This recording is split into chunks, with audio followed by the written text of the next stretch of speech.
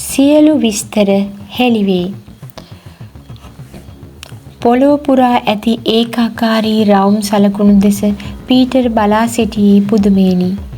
බොරු කකුල් පැලඳි ළමුන් ඇවිදින හැමතැනම එවැනි රවුම් සලකුණු දැකගත හැකිය.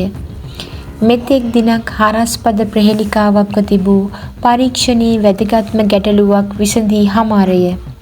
පීටර්ගේ සිතට පුදුමාකාර සතුටක් දැනෙන්නේ ඒ නිසාය.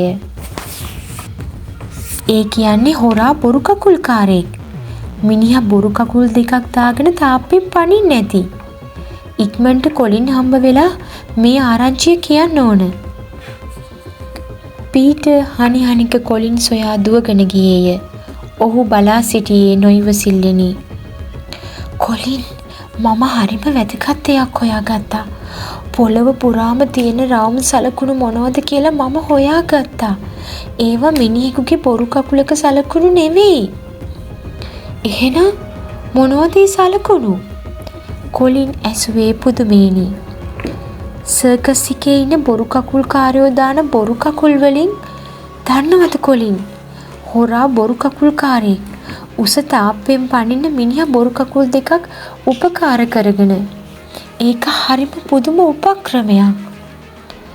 ඒ වුණත් හොරා කොහොමද ඒ වැඩේ කරුවේ? කොලින්ගේ මුහුණට ප්‍රශ්නාර්ථයක් නැගී ඇත. කමක් නෑ, අපි ඒ ගැන පස්සේ කතා කරමු.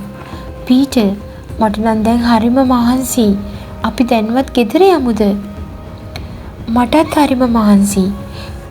මේ කිසිම දෙයක් අපි දැන් කතා කරන්න ඕනේ නෑ. හෙට උදේ තියෙන අපේ රැස්වීමේදී කතා කරමු.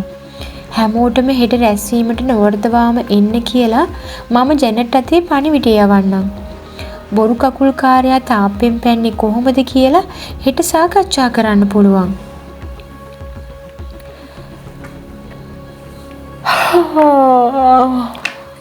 කොලින් විශාල ඈනුමක් කැරියේය. කිසිම දෙයක් ගැන සැලකිලිමත් වීමට තරම් නිදහස් මනසක් කොලින්ට නැත. හැකි ඉක්මනින් නිවසට ගොස් සුව නින්දක් ලබා ගැනීමට ඔහුට දැන් තිබෙන්නේ පුදුමාකාර නොයිවසිල්ලකි. පීටර් නිවසට පැමිණෙද්දී ජැනට් තද නින්දේ පසු වූවාය. ඒ නිසා ඇය පුබුදුවන්නට පීටර් උත්සාහ කළේ නැත. ඔහුද ඉක්මනින්ම ඇඳට ගොස් සිදු වූ සෑම දෙයක් ගැනම සිතන්නට වුවද වැඩි වේලාවක් යන්නට පෙර නින්ද ඔහු සොයා පැමිණියේය. පසුදා උදයේ පීටර් පෙර රැයේ සිදු වූ කිසිම දෙයක් ගැන ජැනට්ට කීවේ නැත. එහෙත් අනිකුත් සමාජිකයන්ට හදිසි රැස්වීමක් සඳහා පැමිණෙන ලෙස ඇය අතේ පණිවිඩය යැව්වේය. නියමිත වේලාවට සත් සුමිතුරන් පිරිස පරණ ගබඩා කාමරය කරා පැමිණියහ. ඇඩ්වෙන්චර්.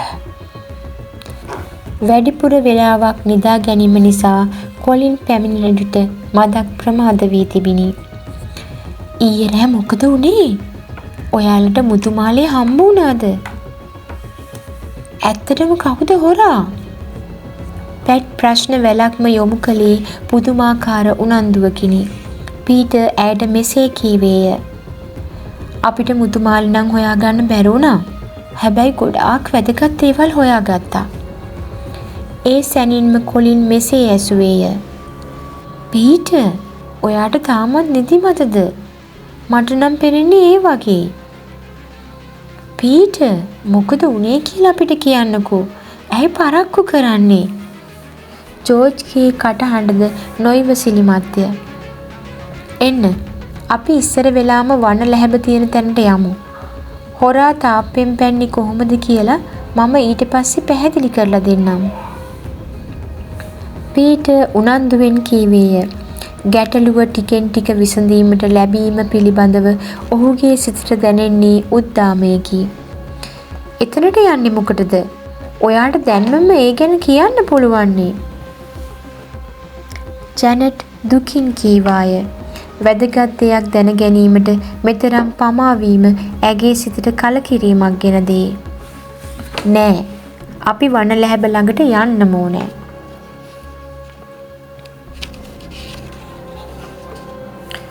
පීටර් ස්ථීර හඬකින් කීවේය. ඉන්පසුව ළමුන් කණ්ඩායම මිල්ටන් මැනෝර් මන්දිරය අසල ඇති වන ලැහැප කරා ඇවිද ගියහ. ඉනික්පිති ඔවුන් මන්දිරයේ දැවැන්ත ගේට්ටුවෙන් ඇතුළු වී මන්දිරය වෙතට ගියහ. උයන් පල්ලා ජෝන් ඉදිරිපස මල් පාත්තියක් සකස් කරමින් සිටී. ජෝන්, අපි ඇතුළට ආවට කමක් නැද්ද? අපි ඔයාට වැඩිය කරදර කරන්නේ නෑ. පීටර් යටහත් පහත්ව ඇසුවේය. තවම මොනවත් වැදගත් දෙයක් හොයාගත්තේ නැද්ද? ජෝන් ළමයින්ගෙන් ඇසුවේය. පීටර් සිනාසෙමින් ඔහුට මෙසේ පිළිතුරු දුන්නේය. අපි ගොඩාක් දේවල් හොයාගත්තා ජෝන්. ඔයත් එන්නකෝ. අපි හොයාගත්තු දේවල් ඔයාටත් දැනගන්න පුළුවන්. හොඳයි. ඊට ඉස්සර වෙලා අර කළු පාට කාර් එක ඇතුළට ගන්න ගේට්ටුව ඇරලා එන්නම්. ජෝන් කලබලයෙන් කීවේය.